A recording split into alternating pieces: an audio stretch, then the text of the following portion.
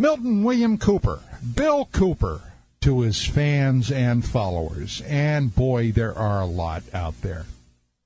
Now, there's no way in the time left on this particular program that I could do this story any more justice than I did before.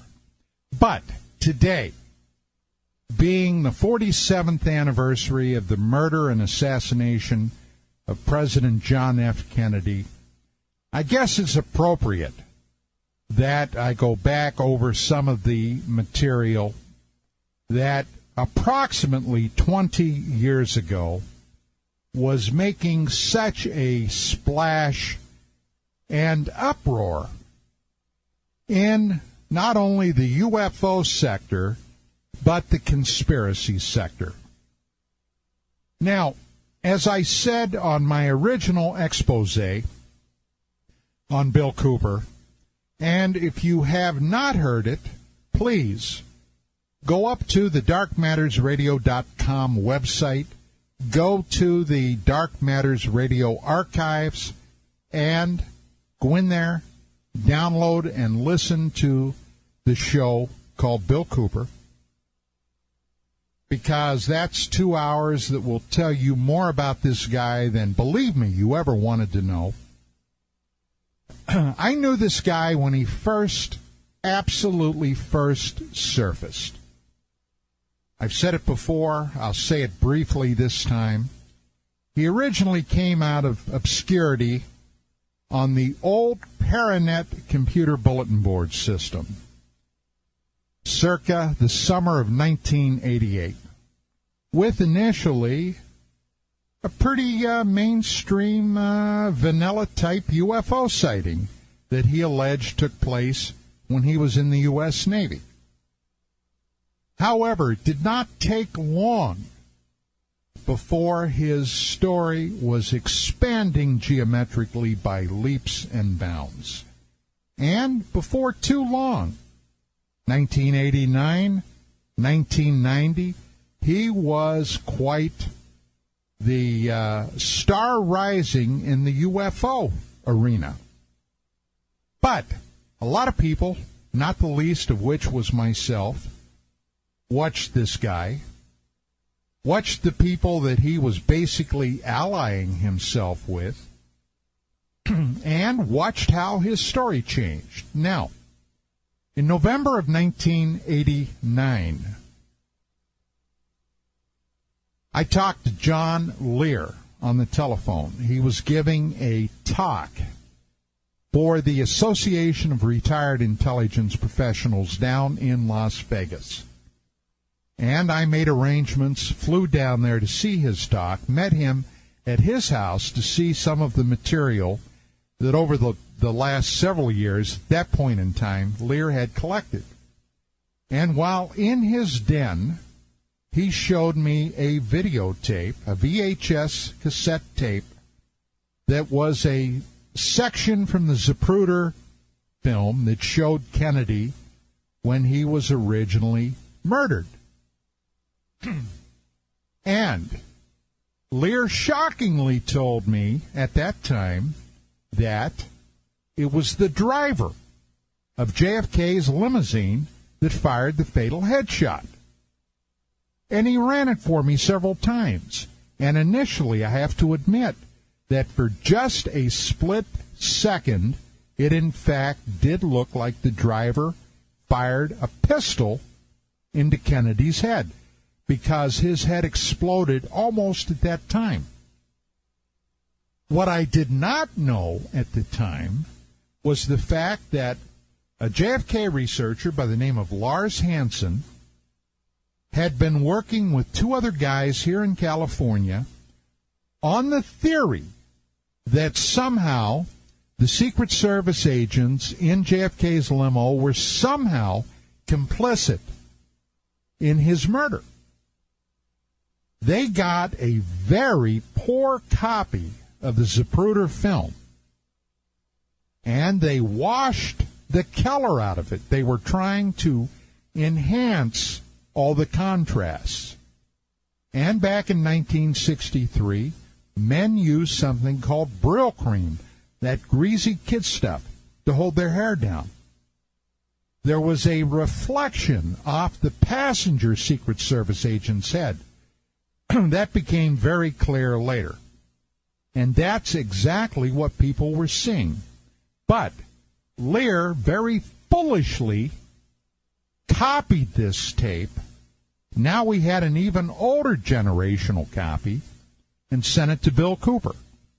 And suddenly, Cooper began proclaiming that he had seen secret Navy documents in his alleged time as a naval briefer.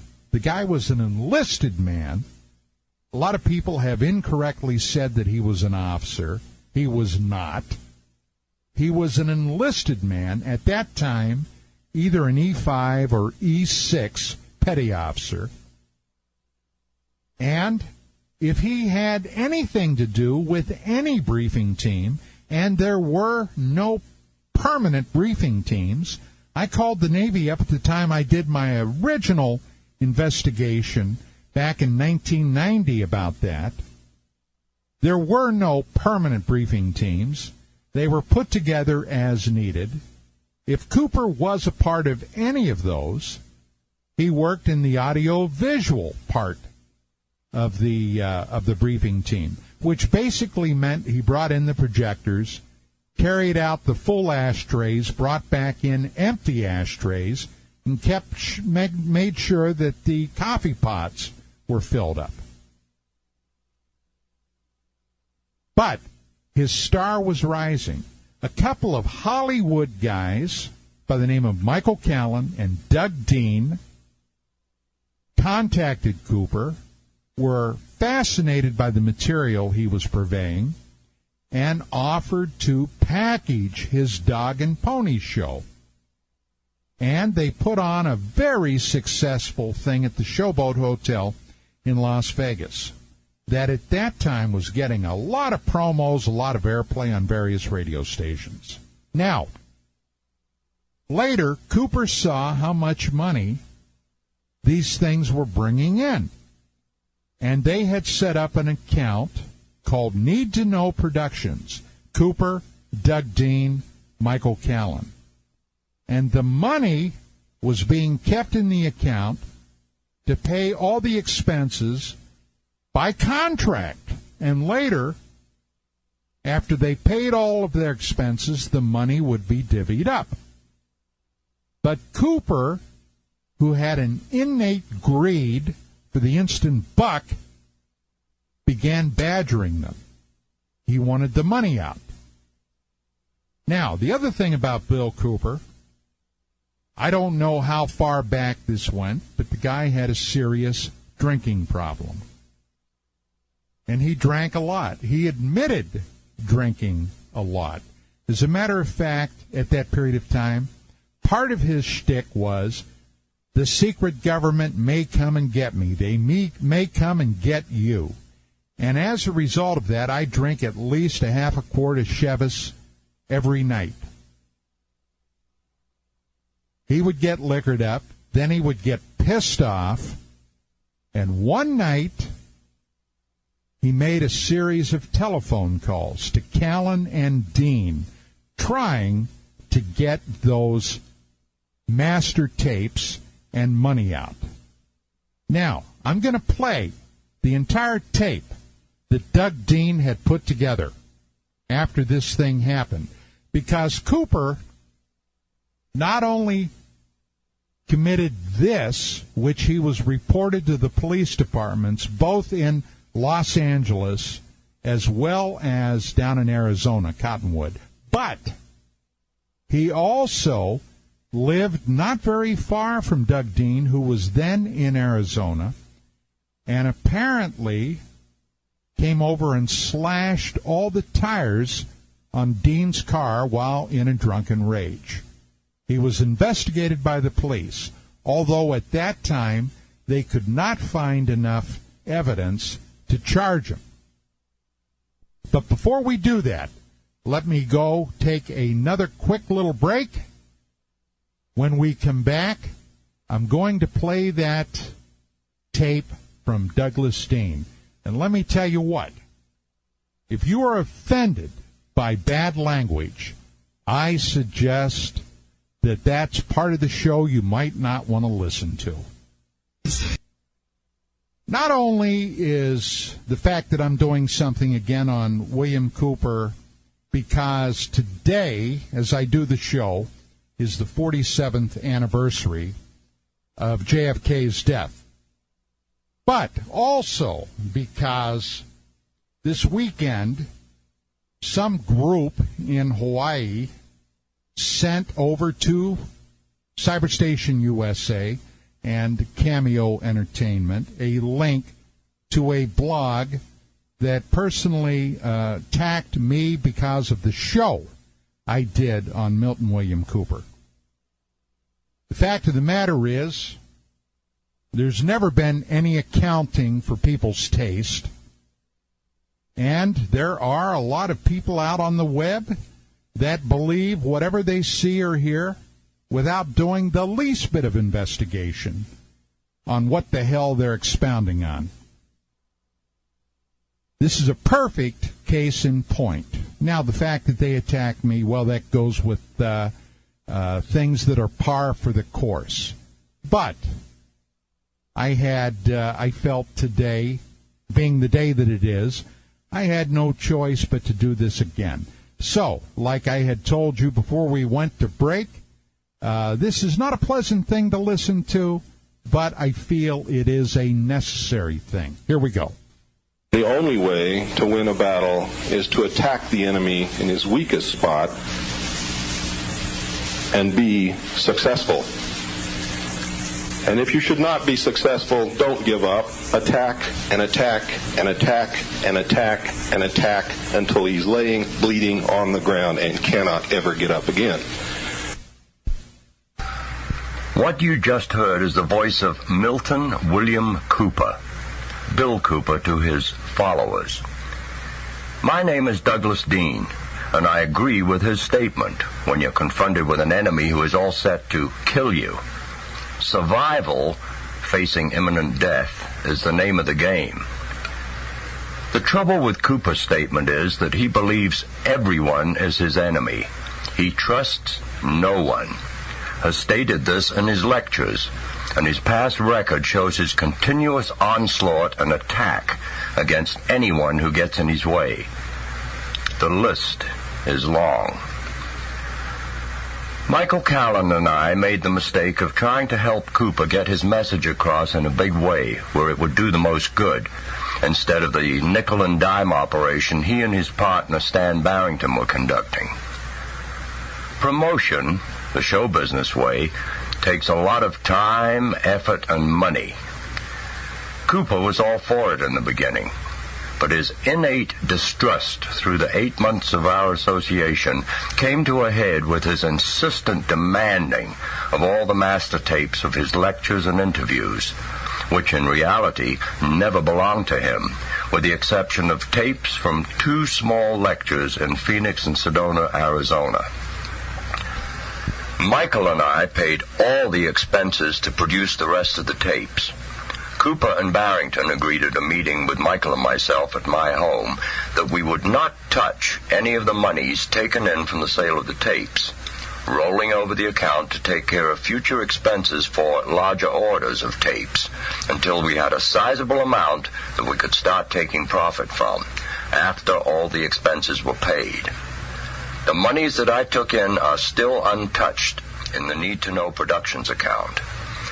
Barrington still owes a sizable amount to that account from sales that he never turned in. Michael had 3 big lectures set up for Cooper, which he still doesn't know about. But Cooper's greed for the instant buck and demands for the master tapes gave Michael an uneasy feeling, which kept him from finalizing the deals that he was setting up. We are both more than happy that he didn't make those commitments. After a very poor turnout for his lecture at the San Diego Convention Center on May 26, 1990, Cooper's half-drunken firing of me was really a big laugh now that I look back on it. I didn't then, and never had, worked for him. On the 28th of July, 1990, at 1:30 in the morning, Michael got a series of phone calls from Cooper over an hour's period. When the phone awakened him, all he said was, "Hello," and kept the message unit on record. The following are unedited copies of those calls from Cooper, which are on file with the Los Angeles Police Department.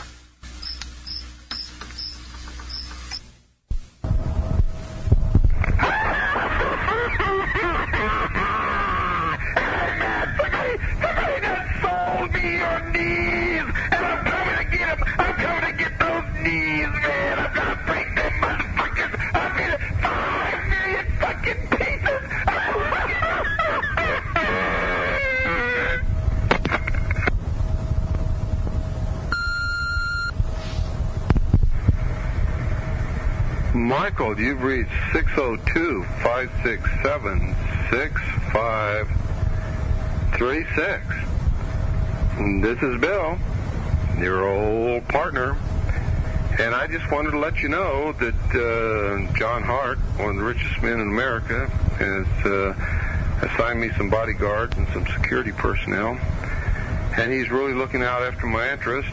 And I knew that you were really concerned about that. And I thought that you might have things really been taken care of. And he's going to make sure that nothing ever happens to me that's bad. So, you got my number, you got my address. In case you get any hankering to, talk about the old times, just give me a call. Otherwise,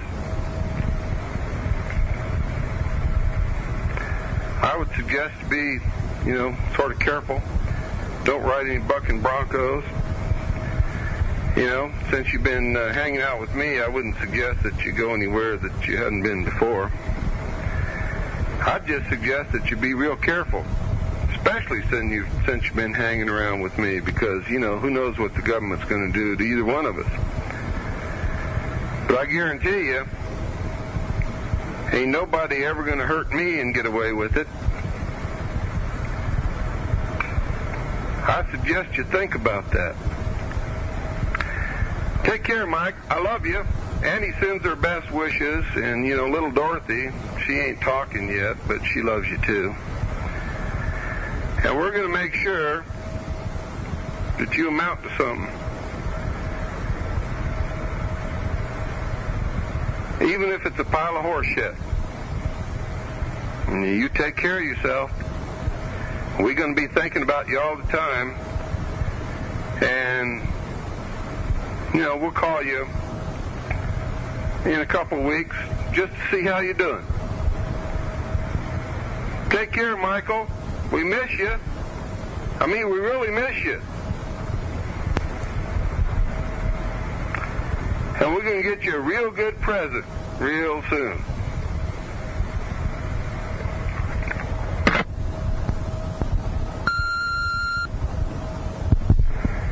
Hey, Mike, this is Bill, the old partner. I just thought I'd let you know I just sent some letters off to the SAG, Screen Actors Guild, letting them know what a thief you are. In fact, there's a carbon copy of the letter that I sent to you and to the agency. Not only that, but I'm sending out, in fact, I've already talked to him, the district attorney for Los Angeles City, Los Angeles County, and Beverly Hills. I've already talked to all of them. All they want is hard copy, letters, things on paper, to let them know what they should do. I'm pressing charges against you for theft, for embezzlement, for everything else. And you're going to go to jail, bud. Hate to tell you that, but you're going to go to jail, and I'm going to press it all the way. And Ira Reiner said that, and it's funny, he's the one who's been sticking up for all the Hollywood people for copyright, and when I talked to him, he said, hey, you get me that stuff, and Michael Callan will go to jail. So that's okay. So I'm going to get a tire reiner, and everything's going to be okay, bud. And, you take care of yourself. We're going to put you away for good. And you know what? If anything happens that we can't, we're going to make sure that every Hollywood producer and everybody in the world connected with motion pictures gets a whole account of this. Not only that, but we're going to place a full-page ad in the trades. You know what I mean? And a lot of people from Yelm, Washington, good people, been helping me all along, said they'll pay for that ad. Full-page ad saying Michael Callan, the thief. So we're going to take care of you, bud. Now, we might forget about that if you decide to do the right thing. But if you don't decide to do the right thing, believe me, we're going to do it to you, bud. We're going to take care of you. Yep, we're going to take care of you. We're going to make sure that you ain't lonesome in your old age. So, good night, Michael. And if you ever in your dreams, your wildest dreams, ever thought you were screwing me, I think you ought to turn over, look between your legs, right square at your butt. You'll see my dick right up your ass. Night, buddy.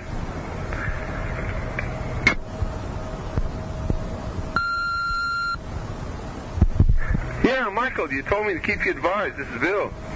My new advisor, boy, this guy is great. He's ex-Navy. He knows the whole shot, everything. You know what he told me?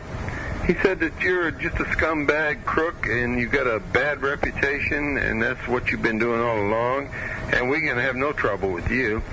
And anyway, we're setting you right down on your haunches. But I just thought I'd like to tell you that he's setting me up really good with a lot of people, and everything's going to be cool. And you know what? If you weren't such a sneaky, fucking low-down, dirty, rotten thief, you could have had 20% of all that.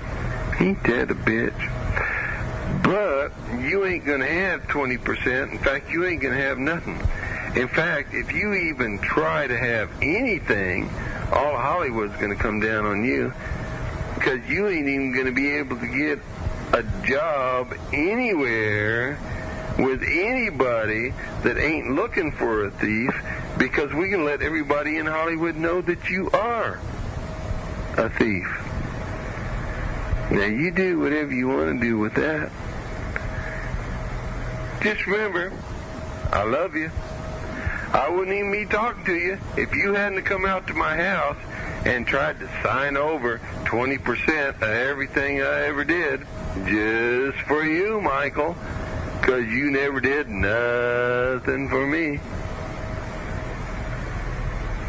So just remember, we love you. Oh, also, Bruno. I heard Bruno. Bruno's down in your parking lot. He's down below. I heard him to drive you. Yep, I heard him to drive you. He's down by your car. But I'd be careful if I were you, because Bruno is the meanest sumbitch I ever saw in my life. But anyway, take care. See you later. You dumb son of a bitch. If you don't straighten things out, you're the dumbest son of a bitch that ever lived. In fact, you may not even live.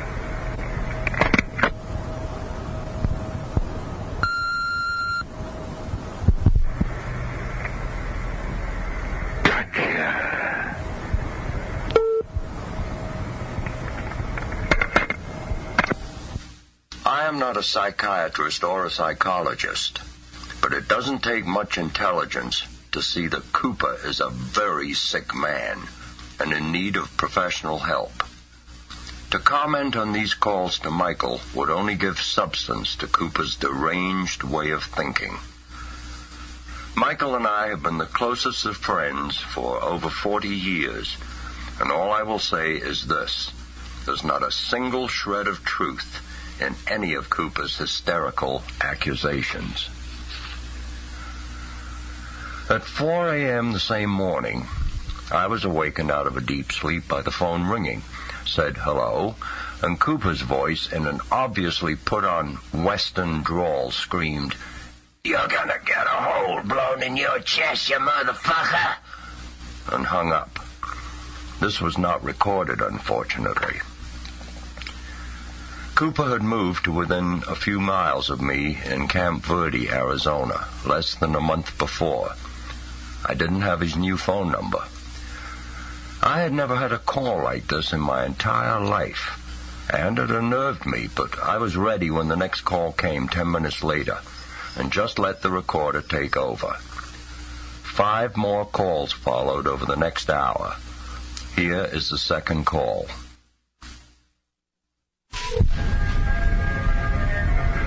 We was just wondering when you gonna do the right thing there, bro.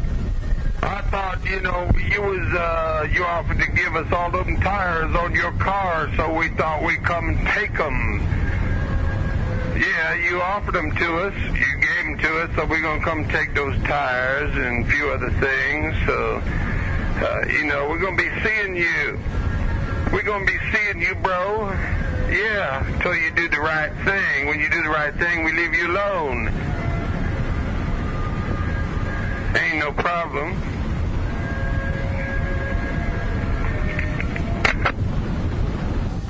As you can hear, he was still using the phony accent, and in the beginning of the call, his use of the word tires was in the place of the master tapes that he wanted so desperately, which I had and still have in a safety deposit box. The end part of the call, however, shows how his thoughts changed to really ripping off my tires, as you will hear about later. This is the third call.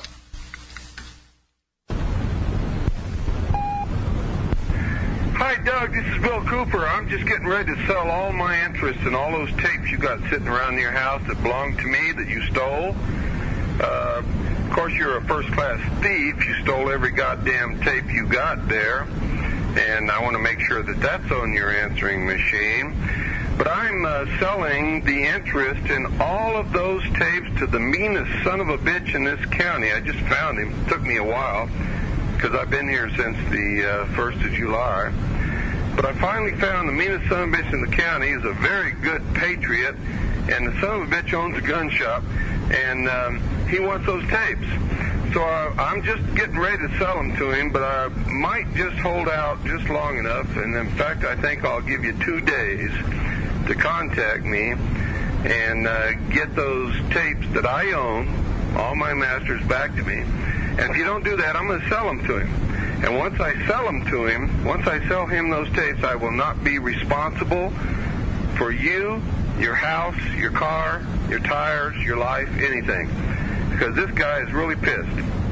He's one of my supporters, and he's telling me that he's just going to tear your ass apart. But anyway, you do what you want to do. I'm telling you that I don't want this to happen to you. I don't want to have to sell this note to him, because he'll collect from you no matter what. But that's up to you. You've been thieving from me and stealing from me all along, and people have been ordering videotapes from you off the end of your stolen thing off the end of my tapes. But anyway, since you stole them, I'm going to sell it. And whoever buys it is going to come and get it. So you just take care. I love you. Tell Michael I love him too. And make sure that you guys know that we're going to take care of both of you. And you ain't going to get away with shit, but we're going to do it all legally. We're not going to do anything illegally, and we ain't going to hurt nobody, no way. But I can't answer for the guys that buy the rights. And when they buy those rights, it's up to them what they do with you and Michael. So take care. Have fun. Just remember, I love you. And you ain't got a prayer in hell, bro. This call is part of Cooper's continuous attack philosophy, fabricating a gun dealer story to terrorize me, which the sheriff's department almost laughed at when they heard it, knowing all the gun dealers in the county.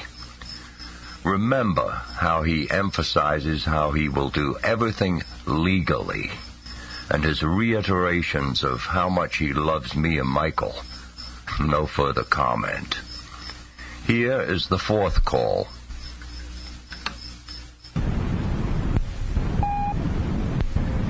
I'll be back in a few. Leave your name, time, and number. Talk after the beep. You're a thief. And everybody, Sedona, Cotton, Wood, Camp Verde, the whole northern state of Arizona's going to know about it. You're a thief. See you around. Be looking for you. Especially in the Coffee Pot restaurant. And your name is going to be published in my book as a bona fide 100% thief, right along with Michael Calvin. And everybody in the world's going to read it. So, take care, and fuck you. Cooper drinks heavily, has admitted to us that to overcome his stress, he drinks a bottle of Chivas Regal every other night. It was now about 4:45 a.m., and the drinking is becoming noticeable in his speech. He says he'll see me in the Coffee Pot restaurant, as though it is one of my hangouts. In the 8 years I've lived here permanently, I've been there maybe twice. He obviously doesn't check his information sources. This is the fifth call.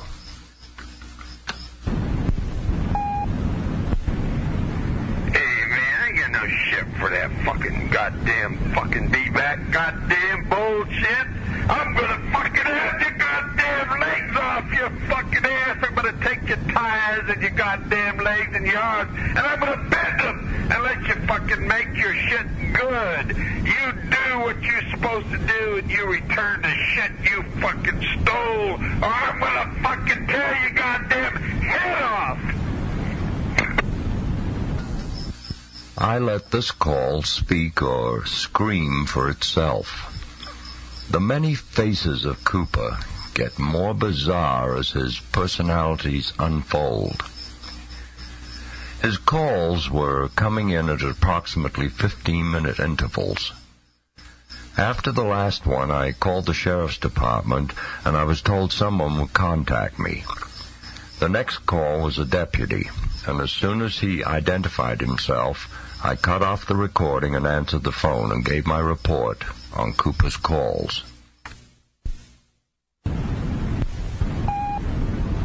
Yavapai County Sheriff's Officer Deputy Rivera calling, returning your...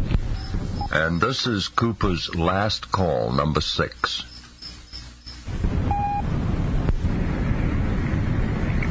Mr. Cooper will be by tomorrow to pick up his tapes. Make sure that you're there. Make sure that you have the tapes ready. If you don't ever drive down a lonely street. Because Mr. Cooper has taken great pains to hire ex-veterans like us to watch out after him. And we don't give a fuck for you. He'll be there tomorrow. You make sure you got his tapes. You make sure you give them to him. Otherwise, I'll be talking to you, bro.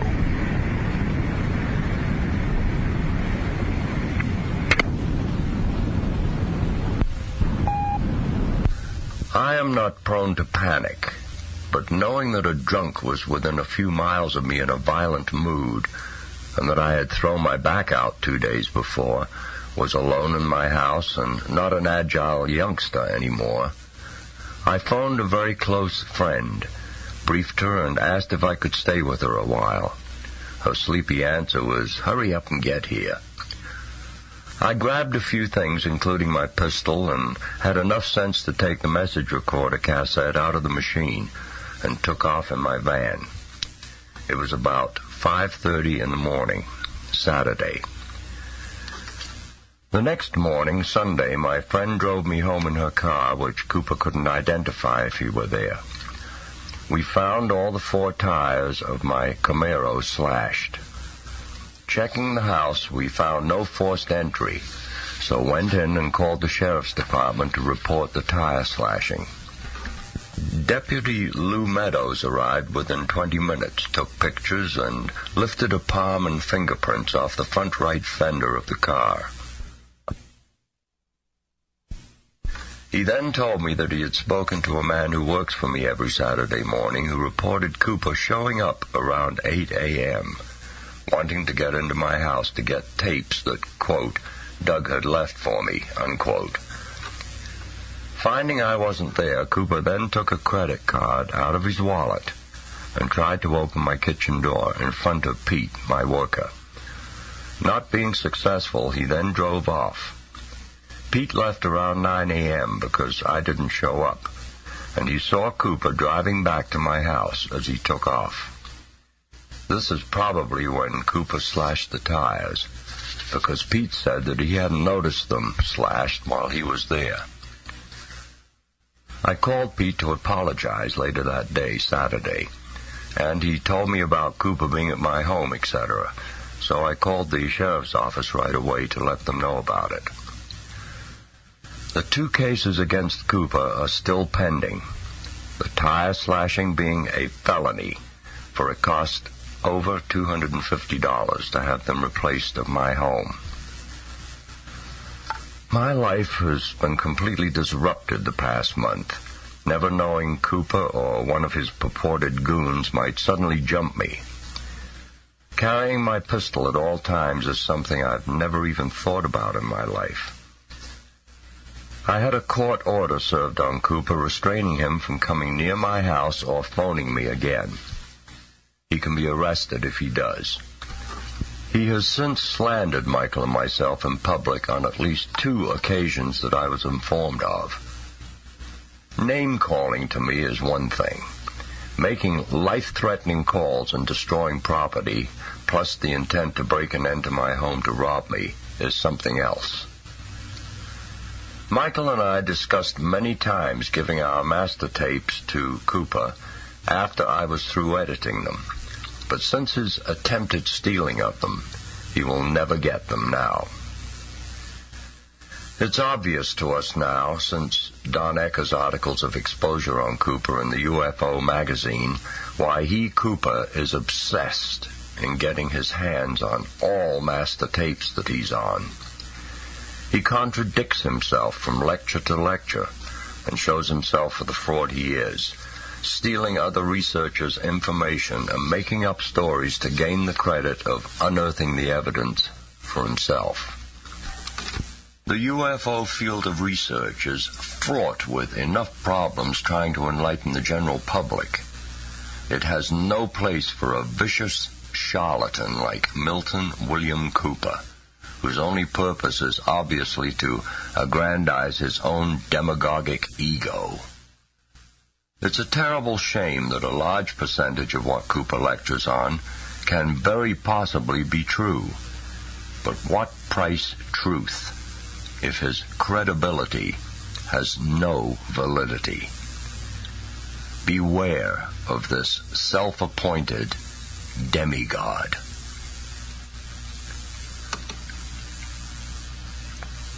Well, you heard it. That was just about as pointed could be.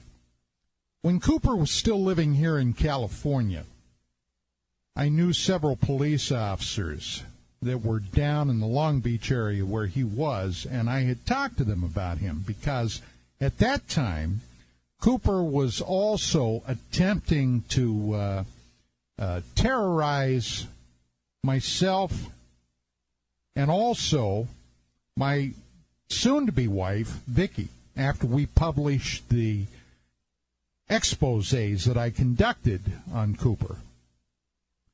As a matter of fact, one night, if you go back and you find the Bill Cooper show that I did some time ago that is in the Dark Matters radio archives, he was slandering us on the Billy Goodman radio program out of Arizona and Utah. And I called up and confronted him right there on the air. The guy was simply a despicable human being. I can't say it any clearer than that. And those police officers that I knew did some checking and found out that even then Cooper was drinking very heavily, would periodically get intoxicated and take it out on his wife. They had a number of domestic abuse calls. That's been one of my suspicions why he ended up leaving California and moving to Arizona. Later, his wife, in fact, did leave him, took their daughter, left the country. Cooper said it was to protect herself from the secret government. I've always suspected that the reason she left him was to get away from his drunken abuse. But the guy ended up being shot in a confrontation with police that happened at his home in Ecker, Arizona. After shooting a police officer, they returned fire. He's dead. Well, the 47th anniversary of the JFK murder is probably the place where this show needed to be done. I hope this is the last time that I have to drag this up. But unfortunately, out there on the web, there are a lot of people that just don't seem to get it. You can lead that horse to water, but you can't force the horse to drink. So be it. That's it for this edition of Dark Matters Radio. Tomorrow night,